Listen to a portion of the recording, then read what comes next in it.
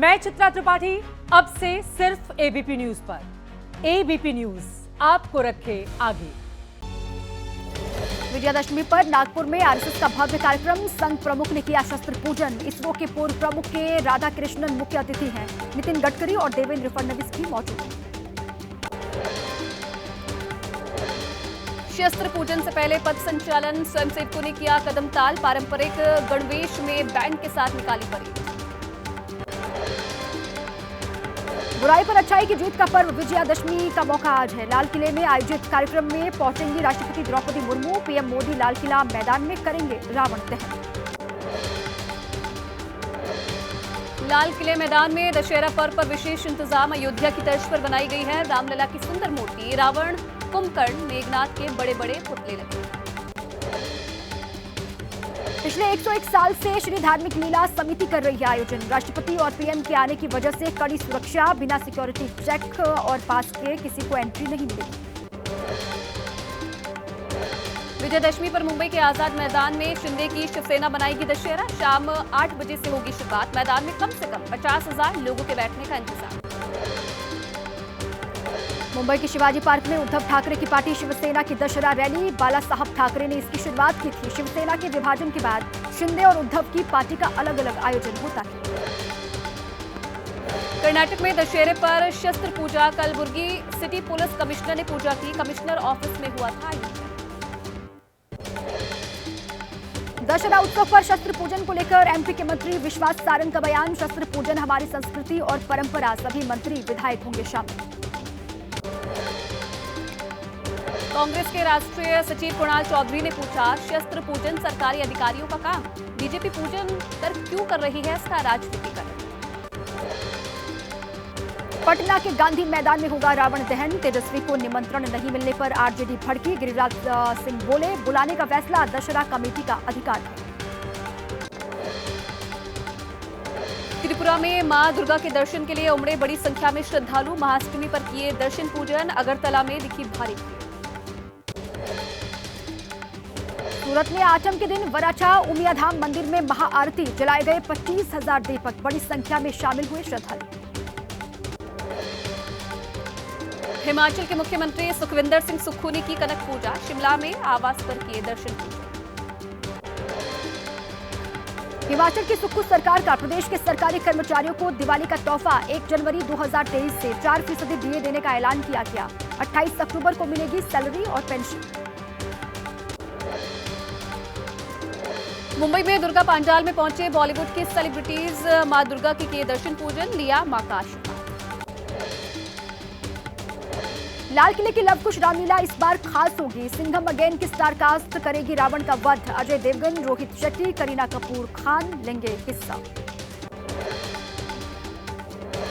हैदराबाद की दुर्गा पंडाल में मूर्ति तोड़ने का मामला। आरोपी को पुलिस ने गिरफ्तार किया। कहा, आयोजकों की लापरवाही सामने आई है, केस दर्ज। ढाका में महानवमी पर कन्या पूजन किया गया। रामकृष्ण मठ में आयोजन हुआ। हिंदू समुदाय के करीब 20,000 लोग इसमें शामिल हुए। तमिलनाडु में तिरुवल्लुर के पास रेल हादसा। कावरापेट्टई में मालगाड़ी से टकराई Mysore Darbhanga Bagmati express. Loop line में पहले से खड़ी थी मालगाड़ी। बागमती एक्सप्रेस ट्रेन हादसे में घायल यात्रियों का अस्पताल में इलाज जारी है। घटनास्थल पर पहुंचे अधिकारियों ने बताया, टक्कर के बाद 12 डिब्बे पटरी से उतरे। तमिलनाडु में एयर इंडिया के प्लेन की सुरक्षित लैंडिंग। सभी 141 यात्री सुरक्षित। त्रिची से शारजाह जा रही थी फ्लाइट। विमान में तकनीकी खामी आने के बाद त्रिची एयरपोर्ट पर घोषित किया गया अलर्ट। तैनात किया गया एम्बुलेंस और फायर फाइटर्स का बेड़ा। इमरजेंसी लैंडिंग होने पर सबने राहत की सांस ली। और चलिए फटाफट अंदाज में देख लेते हैं राजनीति से जुड़ी हुई खबरें।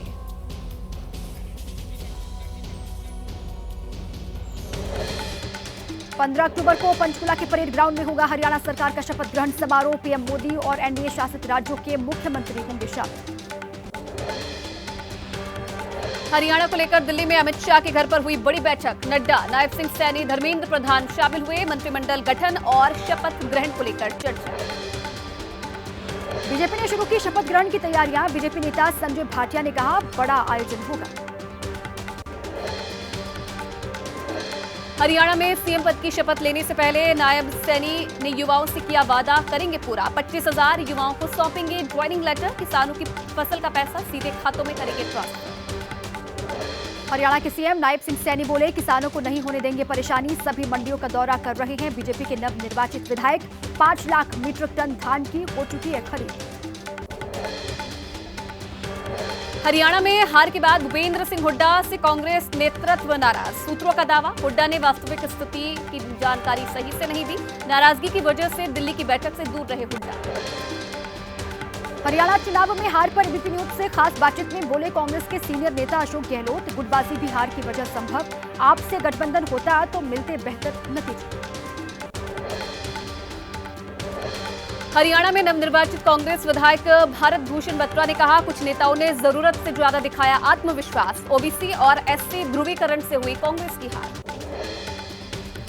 कल के पीठाधीश्वर आचार्य प्रमोद कृष्णम ने राहुल गांधी पर निशाना साधा। नेता प्रतिपक्ष बनने के लिए नेता होना जरूरी, राहुल गांधी लीडर नहीं रीडर। एनसी कांग्रेस गठबंधन ने जम्मू कश्मीर में पेश किया सरकार बनाने का दावा। उमर अब्दुल्ला ने उपराज्यपाल को सौंपी समर्थन की चिट्ठी। बुधवार को हो सकता है शपथ ग्रहण समारोह। एनसी के निर्वाचित सदस्य ने चुना उमर अब्दुल्ला को नेता। राहुल गांधी ने उमर से फोन पर बात की। आपके डोडा विधायक महाराज मलिक ने भी नेशनल कॉन्फ्रेंस को दिया है समर्थन। उमर ने की राज्यपाल से मुलाकात। मीटिंग से पहले कांग्रेस प्रदेश अध्यक्ष तारिक हमीद ने उमर अब्दुल्ला को सौंपा समर्थन पत्र। नेशनल कांग्रेस को दिया सपोर्ट। एलजी से मुलाकात के बाद बोले उमर अब्दुल्ला, हमारे साथ कांग्रेस, आम आदमी पार्टी और सीपीआईएम, कई निर्दलीय विधायकों ने भी दिया है समर्थन। कांग्रेस की जम्मू इकाई ने कहा कि पार्टी आलाकमान पर छोड़ा विधानसभा में विधायक दल का नेता चुनने का फैसला। विधायक दल की बैठक में किया गया अधिकृत। पीडीपी नेता इल्तिजाम मुफ्ती ने कहा, लोगों से किया गया वादा पूरा करें एनसी कांग्रेस गठबंधन। लोगों ने उम्मीदों के साथ उनको जिताया। बारामूला से सांसद इंजीनियर रशीद ने कहा, जम्मू कश्मीर की नई सरकार के अच्छे कदमों के समर्थन करेंगे। हमें अब्दुल्ला साहब की नीयत पर भरोसा नहीं। नेशनल कॉन्फ्रेंस ने फिर छेड़ा पाकिस्तान का राग। फारूक अब्दुल्ला बोले, पाकिस्तान से फिर शुरू होनी चाहिए बातचीत। हमें निभानी चाहिए बड़े भाई की भूमिका। जम्मू कश्मीर में एनसी कांग्रेस गठबंधन को बहुमत मिलने के बाद 5 विधायकों के मनोनयन की चर्चा हुई तेज। सूत्रों के मुताबिक बीजेपी मनोनयन के लिए नाम पर कर रही है विचार। चुनाव से पहले बीजेपी ने शुरू कर दी थी मनोनयन की प्रक्रिया। विस्थापित कश्मीरी पंडित समुदाय से 2, पाकिस्तान से आए रिफ्यूजी से 1 महिला और एक अन्य सदस्य को मनोनीत करने का प्रावधान। जम्मू कश्मीर विधानसभा में 5 विधायक किए जाने हैं मनोनीत। बीजेपी का दावा, चुने गए विधायकों के साथ ही लेंगे शपथ। उमर अब्दुल्ला के बयान पर बोले, जम्मू कश्मीर बीजेपी के प्रवक्ता गिरधारी लाल, मनोनीत सदस्य अपने विवेक के आधार पर लेंगे फैसला। महाराष्ट्र में चुनाव से पहले शिंदे सरकार ने खेला एक और कार्ड। मदरसा टीचर्स की सैलरी में 2 गुना से ज्यादा की बढ़ोतरी की। हर महीने 6 की जगह 16,000 मिलेगी तनख्वाह। मदरसा टीचर सैलरी बढ़ोतरी को शिवसेना उद्धव गुट नेता संजय राउत ने बताया वोट जिहाद। बीजेपी नेता किरीट सोमैया ने किया पलटवार। बोले, बीजेपी धर्म के आधार पर नहीं करती भेदभाव। मदरसा टीचर सैलरी बढ़ोतरी पर बोले यूपीटी नेता आनंद दुबे, सरकार की कथनी और करनी में अंतर है। एक तरफ बीजेपी मुसलमानों को लेकर वोट जिहाद का नारा देती है तो दूसरी तरफ शिंदे बढ़ा रहे हैं सैलरी। शिवसेना नेता संजय शिरसाट ने अपनी सरकार के फैसले का स्वागत किया। उन्होंने कहा कि मदरसे में पढ़ाने वाले भी होते हैं शिक्षक, अगर उन्हें सैलरी बढ़ती है तो इसमें गलत क्या है? ये कोई सियासी फैसला नहीं है। एनसीपी अजीत गुट में शामिल हुए मराठी और हिंदी फिल्म अभिनेता सयाजी शिंदे। महाराष्ट्र के डिप्टी सीएम अजीत पवार ने दिलाई पार्टी की सदस्यता। महायुति में अनबन की खबरों को खारिज किया। कई फिल्मों में नेता और मंत्री का किरदार निभा चुके सयाजी शिंदे को मिलेगी बड़ी जिम्मेदारी। महाराष्ट्र विधानसभा चुनाव में एनसीपी अजीत गुट के होंगे स्टार प्रचारक। आम आदमी पार्टी नेता संजय सिंह ने कहा कि महाराष्ट्र और झारखंड चुनाव में गठबंधन पर केजरीवाल लेंगे फैसला, लेकिन दिल्ली में हम लोग अकेले चुनाव लड़ते आए हैं और अकेले ही चुनाव लड़ेंगे। अब आइए आगे बढ़ते हुए देश और प्रदेश की तमाम बड़ी खबरें आपको दिखाते हैं तेज रफ्तार से।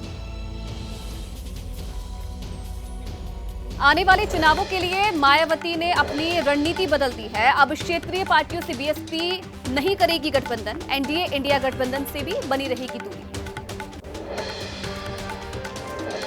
एसपी सांसद सनातन पांडे ने कांग्रेस पर इशारों में लगाया आरोप, कहा नहीं किया जा रहा है गठबंधन धर्म का पालन। एसपी हरियाणा में चुनाव लड़ती तो नतीजा कुछ और होता।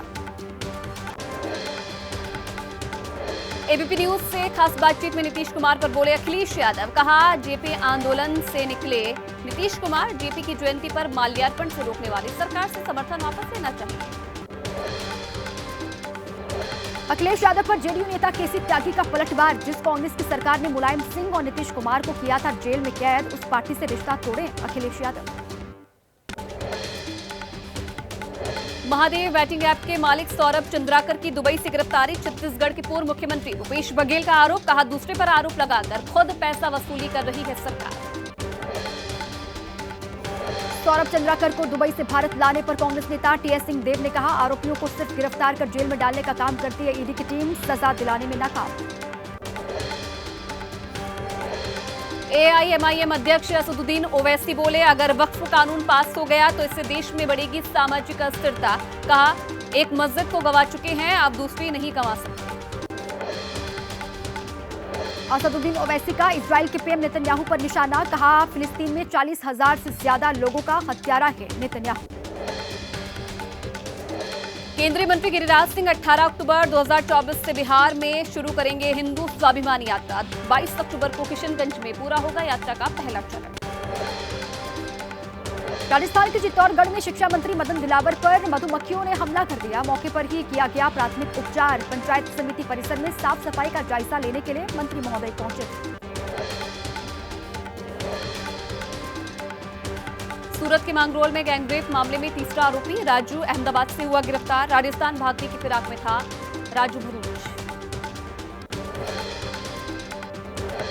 राजू भरूच के पास से युवक युवती के मोबाइल सिम कार्ड जब्त किए गए हैं। पहले आरोपी के पकड़े जाने के बाद जंगलों में छिपा हुआ था आरोपी, पॉक्सो के तहत दर्ज किया गया है केस। गैंगरेप मामले में पुणे पुलिस को मिली बड़ी कामयाबी, पुलिस ने एक आरोपी को किया गिरफ्तार, 2 की तलाश जारी। 3 अक्टूबर की रात को 21 साल की युवती से 3 अज्ञात लोगों ने गैंगरेप किया। बिहार के जहानाबाद में डबल मर्डर से मचा हड़कंप, अज्ञात अपराधियों ने गोली मारकर 2 लोगों की हत्या की, दोनों शव को पोस्टमार्टम के लिए भेज दिया गया है। पुलिस कर रही है पूरे मामले की तफ्तीश। नोएडा में एक प्राइवेट यूनिवर्सिटी के बाहर छात्रों के 2 गुट आपस में भिड़ गए, फायरिंग में एक छात्र घायल हो गया है, निजी अस्पताल में भर्ती करवाया गया, हालत गंभीर। गुरुग्राम के सेक्टर 9 में जिम जा रहे एक युवक युवती पर पार्किंग विवाद को लेकर फायरिंग, युवती के हाथ में गोली लगी है, पुलिस ने शिकायत दर्ज की है, आरोपी की तलाश जारी। यूपी के हापुड़ में बाइक सवार 2 हमलावरों ने एक युवक पर अंधाधुंध फायरिंग कर दी, सीसीटीवी में कैद हुई वारदात, युवक का इलाज जारी, आरोपियों की तलाश में जुटी है पुलिस। पटना में एक दुकानदार ने दुर्गा पूजा के लिए चंदा मांगने आए युवकों पर तेजाब फेंका, कई युवक घायल हुए, विरोध में लोगों ने स्कूटी में आग लगाई, पुलिस ने दुकानदार को हिरासत में लिया।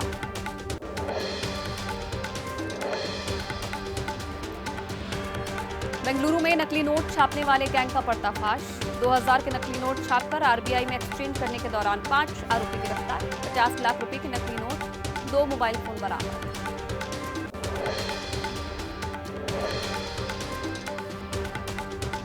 नोएडा के जेवर में बन रहे इंटरनेशनल एयरपोर्ट पर कामयाब रही पहली ट्रायल लैंडिंग, अधिकारियों ने कहा जल्द ही उड़ान भरने के लिए तैयार हो जाएगा ये एयरपोर्ट।